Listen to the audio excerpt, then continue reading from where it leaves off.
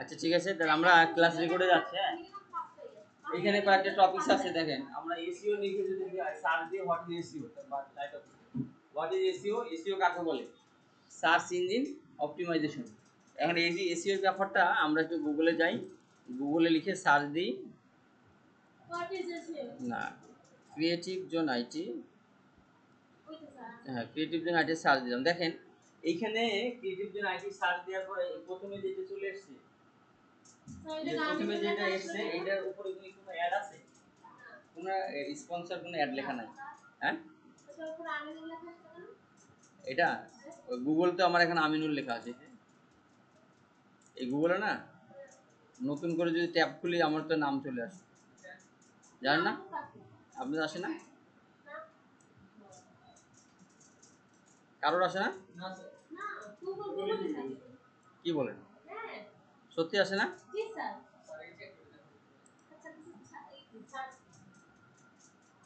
এই যে আমি যে দেখি আসে কিনা, এখন তো আসে না, সার্চ দিলে আসে না। এদিকে আমি কেটে দিই, কেটে দেওয়ার পরে আবার যাই ব্রাউজারে যাই, ব্রাউজারে যাওয়ার পরে ডিরেক্টর না ইমেলে যাই, তো এখানে তো আসে না।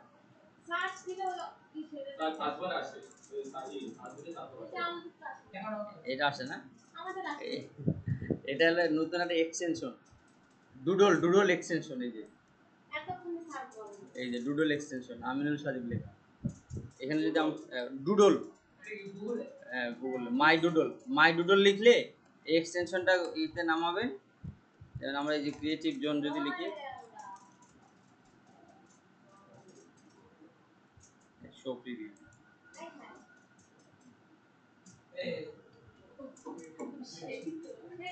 ঠিক আছে। লাভ কিছুই না, দুষ্টামি, ব্র্যান্ডিং হবে আর কি না। তো যাই হোক, আমরা এসইও সিলেবাসে আমরা যাই।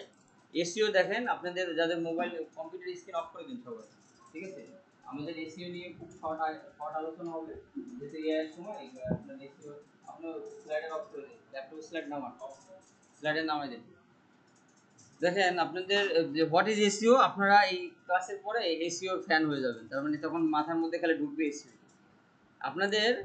যেমন আমি যদি এখানে লিখি, ধরেন আপনারা কি লিখবেন, যে ডোমেইন, আচ্ছা ডোমেইনটাই লিখি, ডোমেইনটা বেশ ভালো আছে, ডোমেইন, হ্যাঁ ডোমেইনটা দিয়ে আমি যদি লিখি, দেখেন ডোমেইনতে আপনাদের স্পন্সর লেখা 1 2 3 4 এইখানে আর নাই, domain.com আর নাই, উপরের চারটায় যে স্পন্সর আছে এইটাতে নাই, তার মানে এইটার বেস এসইও করা আছে।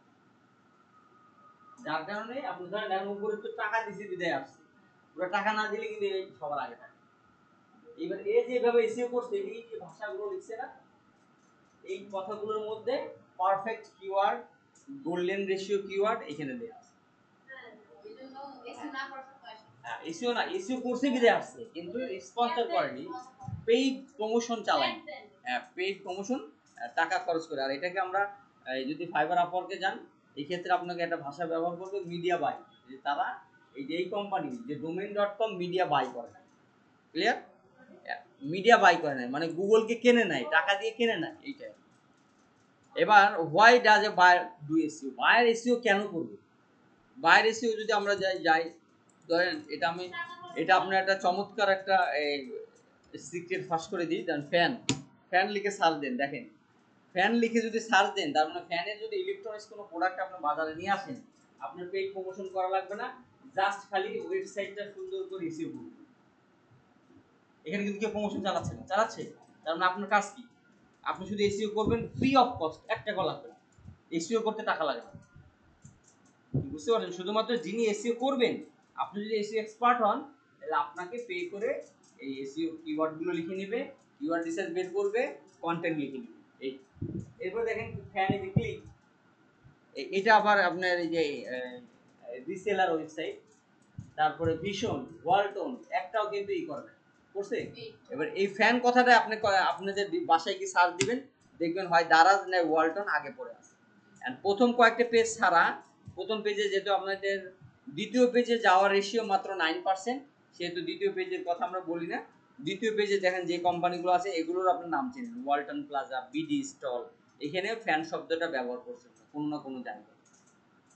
ওকে, এখন আমাদের এসইও মূল করে বা বায়ার এসইও করবে এই কারণেই তার পেইড প্রমোশন ছাড়াই যেন মানুষের কাছে বিক্রি হয়।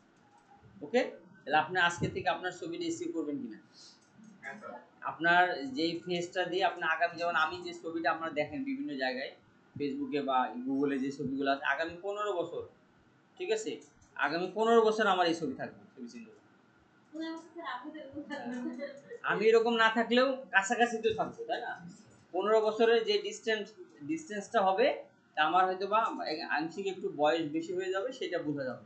কিন্তু কেন আমি, আমাকে যদি খুঁজে পায়, আমার কন্ট্যাক্ট যেন খুঁজে পায়, আমার নাম যেন খুঁজে পায়, এই এতটুকু ক্লিয়ার।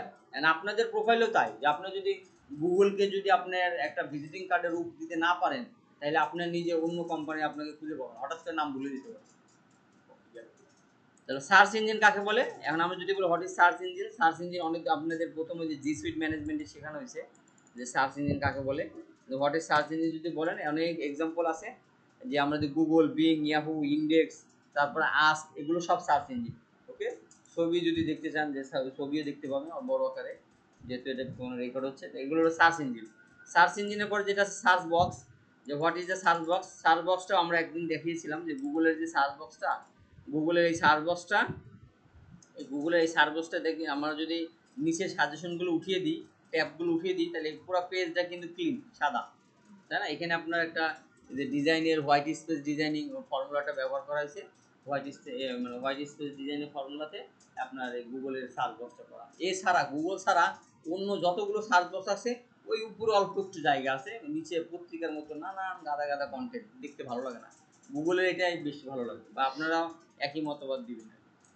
তো হোয়াট ইজ কিওয়ার্ড, কিওয়ার্ড কাকে বলে? কিওয়ার্ড আমরা প্র্যাকটিক্যালি বুঝি, কিওয়ার্ডের সংজ্ঞা মুখস্থ করে লাভ নাই। এ, দিস ইজ দ্য কিওয়ার্ড, এ লিখে যে ইন্টার দিলাম, দিস ইজ দ্য কিওয়ার্ড। আমরা আমরা ছোটবেলায় শিখছি যে শব্দ কাকে বলে, যে অর্থবহ কোনো কিছু উচ্চারণ করলে সেটা শব্দ বলে। আর এই গুগলের ভাষায় কিওয়ার্ড বলতে কোনো অর্থ লাগবে না, অর্থ ছাড়াও কিওয়ার্ড। ক্লিয়ার? এবার এটা হলো সিড কিওয়ার্ড। এই কিওয়ার্ডের সাথে যখন আপনি আস্তে আস্তে একটা দুটো করে কিওয়ার্ড লাগাবেন, this is the type of tag, this is the type of tag. যেমন এ, তারপরে লিখলেন এ বক্স, তাহলে প্রথমে এ ছিল আমার সিড কিওয়ার্ড বা মাদার কিওয়ার্ড, আর বক্স হলে আমাদের আরেকটা কিওয়ার্ড, কিন্তু সেটা মাদার কিওয়ার্ড না। যেমন আমরা যদি শুধু বলি যে মার্কেটিং, এটা শব্দটা হলো সিড কিওয়ার্ড, সিড কিওয়ার্ড। আর এই মার্কেটিং এর সাথে যখন লাগবে যে ডিজিটাল মার্কেটিং, তারপর যদি লিখি ইন, তারপর যদি বলি লাক্সমি বাজার, এটা লং টেল কিওয়ার্ড হবে। শর্ট টেল কিওয়ার্ড আর লং টেল কিওয়ার্ড। আর শর্ট টেল কিওয়ার্ডের খুবই মানে কম থাকে, মানে আমাদের সার্চ রেজাল্টে র্যাঙ্কে আসে না, র্যাঙ্কে আসার জন্য একটু লং টেল কিওয়ার্ড ব্যবহার করবে। ওকে, তা কিওয়ার্ডটা ক্লিয়ার। শর্ট টাইমে ট্রাফিক, ট্রাফিক কাকে বলে? ট্রাফিক বলতে গাড়ি ঘোড়া না, ট্রাফিক বলতে যেটা বোঝায় একটা ওয়েবসাইটে, যেমন আমরা যে ক্রিয়েটিভ জোন আইটিতে যে ওয়েবসাইটে আমরা এখন লগ ইন করলাম, লগ ইন করে ক্লিক করলাম, this is the traffic, this is the visitor, মানে একটা ভিজিটরই ট্রাফিক। ক্লিয়ার? তাহলে আমাদের ওই প্রথমে আবার একটু আগে যাই, যে আমাদের বায়াররা এসইও কেন করবে, তাদেরকে যদি এসইও করার কথা বলেন, আমরা বলেন তো ফেসবুকে কতদিন পরে সময় লাগে, ফেসবুকে একটা অ্যাড ভালো পারফর্ম করতে সময় লাগে কতদিন? 21 দিন সময় লাগে ভালো পারফেক্ট পারফর্ম করতে, ঠিক আছে? হ্যাঁ পারফেক্ট, হ্যাঁ, চালাতে হবে। আর তারপরে যদি না চালাই সেটা ভিন্ন কথা। আর আপনার